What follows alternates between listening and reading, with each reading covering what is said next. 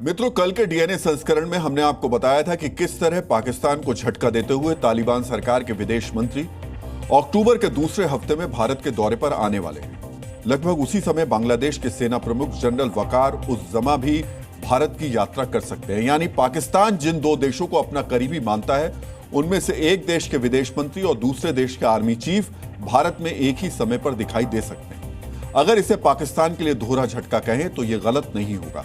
पाकिस्तान को इसके अलावा एक पानी का झटका भी भारत ने दिया है। यानी आप कह सकते हैं कि भारत ने पाकिस्तान को ट्रिपल शॉक दिया है। सबसे पहले बात करते हैं पाकिस्तान की तरह कट्टरपंथ के रास्ते पर चल रहे बांग्लादेश की।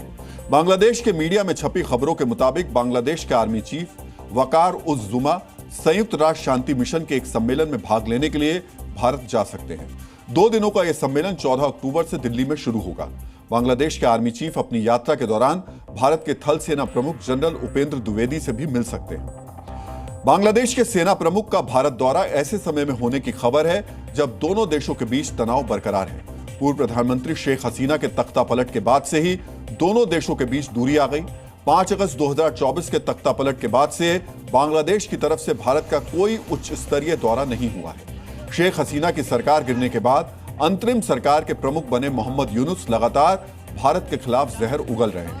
अभी 2 दिन पहले भी मोहम्मद यूनुस ने बांग्लादेश में हिंदू विरोधी अत्याचार के मुद्दे पर भारत की चिंता को नकार दिया था और हिंदू विरोधी हिंसा को फेक न्यूज कहा था। इतना ही नहीं, बांग्लादेश की अंतरिम सरकार में गृह मंत्री जहांगीर आलम चौधरी ने चटगांव की पहाड़ियों में हिंसा के लिए भारत पर आरोप लगा दिया था। इसके बाद भारतीय विदेश मंत्रालय को कड़े शब्दों में कहना पड़ा कि बांग्लादेश सरकार अपनी नाकामी छुपाने के लिए बार बार दूसरों पर दोष डालती है। यानी एक तरफ मोहम्मद यूनुस की अंतरिम सरकार ने जहां भारत विरोधी रवैया अपना रखा है, भारत के खिलाफ तनाव बढ़ाने में लगी हुई है, वहीं दूसरी तरफ आर्मी चीफ के भारत दौरे की खबरें आ रही हैं। बांग्लादेश के आर्मी चीफ की भारत यात्रा इस मायने में भी महत्वपूर्ण है कि हाल के दिनों में मोहम्मद यूनुस की अंतरिम सरकार ने पाकिस्तान के साथ संबंध मजबूत किए हैं। मोहम्मद यूनुस और पाकिस्तान के प्रधानमंत्री शहबाज शरीफ के बीच 2 बार मुलाकात हो चुकी है। 50 साल में पहली बार पाकिस्तान का कार्गो जहाज चटगांव बंदरगाह पर पहुंचा है। अगस्त में पाकिस्तान के विदेश मंत्री इशाक डार ने बांग्लादेश का दौरा भी किया है। डीएनए मित्रों, पाकिस्तान का मकसद बांग्लादेश और भारत के बीच मौजूदा तनाव का इस्तेमाल अपने फायदे के लिए करना है। बांग्लादेश में भारत विरोधी भावना भड़काकर पाकिस्तान भारत की पूर्वी सीमा पर भी आतंक का मोर्चा खोलने की फिराक में है। हाल ही के दिनों में ऐसी खबरें भी आई कि पाकिस्तान के आतंकी संगठन बांग्लादेश में भी भर्ती कर रहे हैं। यह भारत के लिए चिंता की बात है क्योंकि बांग्लादेश से भारत की करीब 4000 किलोमीटर लंबी सीमा लगती है।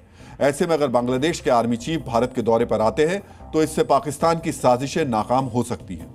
वैसे भी जनरल वकार उज़-ज़मा के बारे में कहा जाता है कि वो पाकिस्तान से करीबी संबंध के पक्ष में नहीं है। इसी साल फरवरी में ऐसी खबर आई थी कि पाकिस्तान की खुफिया एजेंसी ISI ने जमाते इस्लामी समर्थक बांग्लादेश के कुछ सैन्य अधिकारियों के साथ मिलकर जनरल वकार के खिलाफ विद्रोह की साजिश रची थी, लेकिन समय पर उन साजिशों को नाकाम कर दिया गया। जनरल वकार उज़-ज़मा की बात करें तो उनकी नियुक्ति शेख हसीना ने की थी। वो शेख हसीना के दूर के रिश्तेदार भी हैं, लेकिन पिछले साल के सरकार विरोधी आंदोलन के दौरान उन्होंने छात्रों पर फायरिंग का आदेश देने से मना कर दिया था। हालांकि उन्होंने शेख हसीना के सुरक्षित भारत जाने में मदद की थी। तख्ता पलट के बाद उन्होंने सत्ता पर कब्जा करने की कोई कोशिश नहीं की, बल्कि उन्होंने मोहम्मद यूनुस के नेतृत्व में अंतरिम सरकार बनाने की पहल की। वैसे चुनाव करवाने को लेकर हाल के दिनों में यूनुस के साथ उनके मतभेद की खबरें भी आई हैं। सेना प्रमुख बांग्लादेश में जल्द चुनाव चाहते हैं, जबकि यूनुस बहाने बनाकर चुनाव टाल रहे हैं।